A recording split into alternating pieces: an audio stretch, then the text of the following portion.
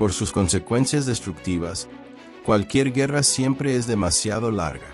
Algunas, de facto, se han extendido a lo largo de décadas, como la llamada Guerra de los 100 años. Otras, sin embargo, se han solventado con rapidez. La guerra anglo-zanzibariana se considera la más corta de la historia. No superó los 45 minutos. Las causas de la guerra más breve ocurrió el 27 de agosto de 1896 y ha pasado a la historia como el conflicto más breve que se conoce. Duró entre 38 y 45 minutos. Aunque su corta duración puede parecer anecdótica, este enfrentamiento encapsula, en su brevedad, las tensiones de un conflicto de mayores dimensiones. Fue el producto de las dinámicas del poder colonial, la explotación de recursos y la lucha por el control político en el contexto de finales del siglo XIX. El contexto colonial. Zanzíbar, un archipiélago ubicado frente a la costa de África Oriental, había sido un centro neurálgico del comercio de esclavos, marfil y especias. A mediados del siglo XIX, y bajo la influencia del sultanato de Omán, Zanzíbar alcanzó gran prosperidad. Sin embargo, el auge de la colonización europea en África llevó a una creciente influencia británica en la región. Gran Bretaña buscaba consolidar su control sobre el Océano Índico, un objetivo que chocaba con los intereses de la élite local. En 1890, Zanzíbar se convirtió en un protectorado británico gracias al Tratado de Heligoland-Zanzíbar, que permitió a los británicos intervenir en asuntos internos. Aunque el sultán continuaba siendo la figura formal de autoridad, su poder se vio severamente limitado. La muerte de Ahmad bin Tuwaini. El conflicto en sí se produjo tras la muerte del sultán Ahmad bin Tuwaini el 25 de agosto de 1896. Ahmad había sido un gobernante cooperativo con los británicos, pero su repentino fallecimiento, se especuló por envenenamiento, desató una disputa sucesoria. Sin consultar a las autoridades británicas, Khalid bin Vargas, primo de Ahmad, se autoproclamó sultán. El rechazo de Khalid bin Vargas del protectorado británico. Los británicos veían en Khalid una figura hostil al protectorado. Bajo la supervisión del cónsul Basil Cabe, Gran Bretaña insistió para que Khalid abdicara en favor de Ahmad bin Mohammed, un candidato más favorable a la causa británica. Khalid se negó, fortificó el palacio y reunió un ejército.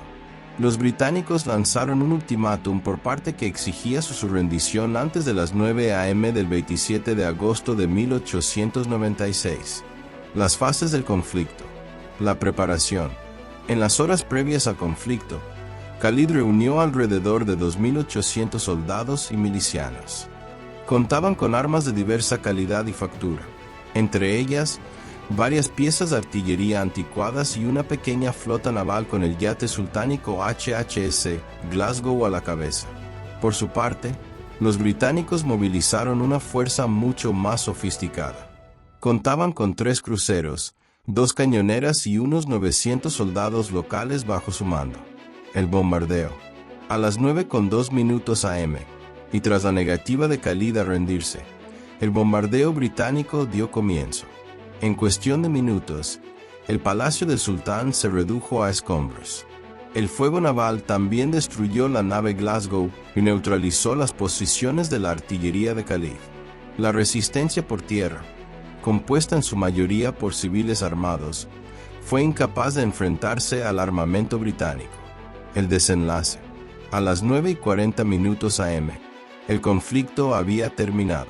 Khalid se refugió en el consulado alemán, mientras las fuerzas restantes de su ejército se dispersaron o se rindieron.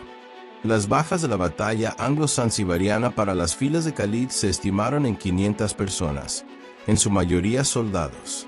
Los británicos solo reportaron un único herido leve. La guerra terminó con una clara victoria británica.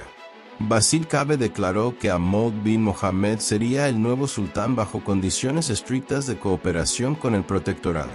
Después de refugiarse varios días en el consulado alemán, Khalid bin Vargas fue trasladado a Dar es Salaam, donde vivió en exilio bajo vigilancia germana.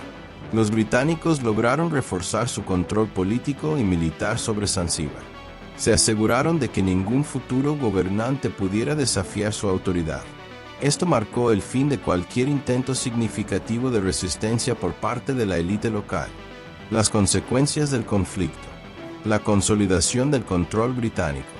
La guerra anglo-zanzibariana consolidó el dominio británico en la región. Transformó a Zanzíbar en un protectorado completamente subordinado. Ahmad bin Mohammed, por su parte, se convirtió en un gobernante títere que cumplía con las directrices británicas. El impacto en la política local. Para los líderes locales, la derrota de Khalid bin Vargas ilustró con claridad las consecuencias de desafiar el poder imperial. La élite zanzibariana perdió gran parte de su autonomía, y el sistema político tradicional se reemplazó gradualmente por una administración más centralizada bajo supervisión británica. La guerra más corta tuvo repercusiones internacionales. La guerra también puso en evidencia las tensiones que existían entre las potencias coloniales. La intervención del consulado alemán para proteger a Khalid bin Vargas evidenció las rivalidades entre Alemania y Gran Bretaña en África Oriental. Sin embargo, debido a la supremacía militar y diplomática británica, estas tensiones no avanzaron hacia un conflicto mayor. Cambios culturales y sociales.